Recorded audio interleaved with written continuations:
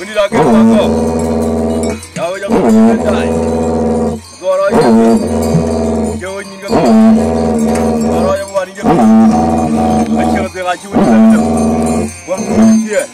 Ayalung, ada jangan, mabangnya, ayalung, ada jangan, mabangnya, ada jangan, ayalung, ada jangan, mabangnya, ayalung, ada jangan, mabangnya, ada jangan, ayalung, ada jangan, mabangnya, ada jangan. Jangan dia, mabangnya dia, ayalum ya. Culnya rare, kebe dia rare. Kemara yakke, tung ketendik. Abar dori kekulgab. Kemagir kwa kemacot. Yabu mabiri aju, balakia cengong meriah. Suara ni alvin kedai. Orang yang paling je piu ini. Asyik lebih asyik ujung dah keder. Yabu mabiri aju.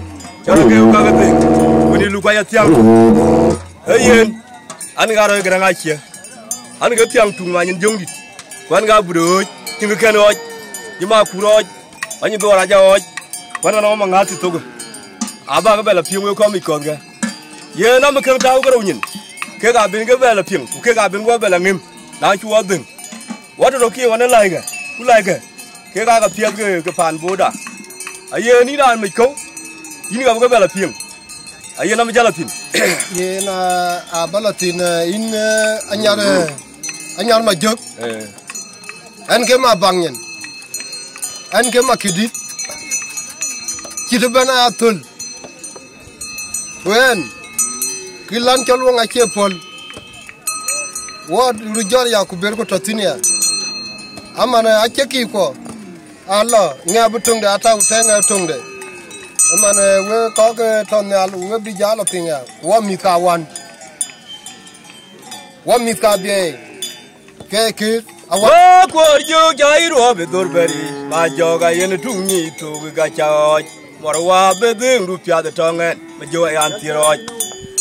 Wa ko yo jairo be kaberi. Ma joga yen tungi to ga cha. Marwa be ding rupia de tongen. Ma jo yan tiroj. Marwa be ding rudi ge tongen. Ma jo yan tiroj. Cha mi ga ge oga cha ring dur. Ma joga nyok.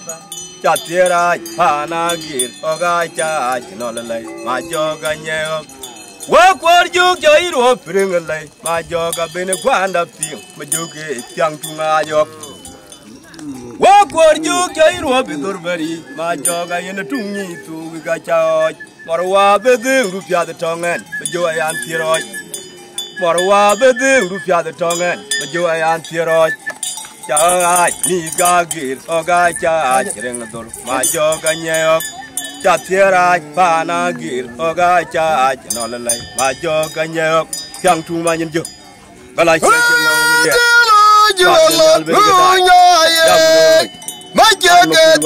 ande kendi de chui ya wonma biori ajo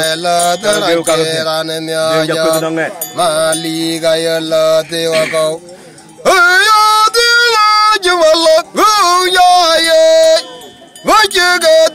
ande kendi de bechui ngo ayla taranchera ne myajak mali gayola te wako morjo yum dia tong wanya lu chu lan ma chentung bangen ke deng dia kapola ki ya ya ju ku be laria kyawon dia la ji jai morjo yum dia tong burat lan ma chentung bangen ke deng dia kapola ki ya ya ju ku be laria kyawon dia la ji jai chulnya rare Cema gir kwa cema chot. Budoy.